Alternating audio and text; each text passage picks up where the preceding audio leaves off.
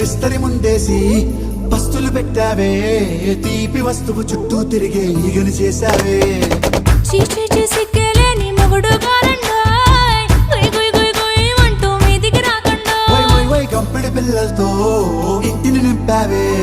సాపాదిండు సంసారాన్ని మేడెక్కించావే ఇరుగు పొరుగు ముందు సరసాలు కెట్టి పడుకోరే కుక్కలాగా మీ వాళ్ళు ఏం చేస్తాం ఎక్కేస్తాం ఇట్టాగే డాబాలు